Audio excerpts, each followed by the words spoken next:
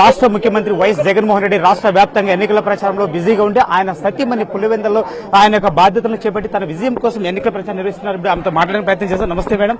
Sir యొక్క ఎన్నికల ప్రచారం మీరు ఇక్కడ పులివెందుల నియోజకవర్గంలో ఎన్ని రోజులు నిర్వహించబోతున్నారు? ఎన్నికల ప్రచారంలో ప్రజల నుంచి మద్దతు మీకు ఎలా లభిస్తుంది? బాగుంది, చాలా బాగుంది. మీరే చూస్తూ ఉంటారు, చాలా బాగుంది.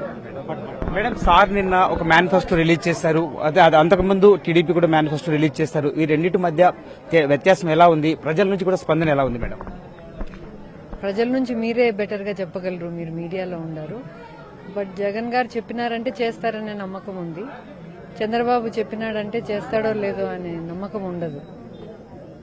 ఈసారి పులివెందులో మెజార్టీ తగ్గిస్తాము అనేటువంటిది ఎక్కువగా ప్రచారం చేస్తున్నారు. సో దీన్ని మనం ఎలా ఎదుర్కోబోతున్నాం మేడం?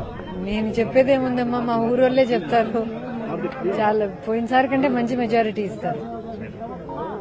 సో ఇక్కడ మనం చూసినట్లయితే జగన్ సార్ రాష్ట్ర వ్యాప్తంగా ఎన్నికల ప్రచారంలో చాలా బిజీగా ఉన్నారు. సో మీరే పులివెందుల నియోజకవర్గంతో పాటు జిల్లా పరిశీలించబోతున్నారు. పులివెందులతో పాటు పార్లమెంటులో కూడా మీరు ఎన్నికల ప్రచారం చేసే అవకాశం కనబడుతుందా మేడం? లేదన్నా, నేను ఎప్పటి నుంచో నాకు పెళ్లైనప్పటి నుంచి తిరుగుతా. ప్రతి ఎలక్షన్ కు మా మామగారు ఉన్నప్పుడు తిరుగుతా ఉన్నాను, జగన్ గారు ఉన్నప్పుడు తిరుగుతా. రొటీన్ గానే వచ్చినా నేను.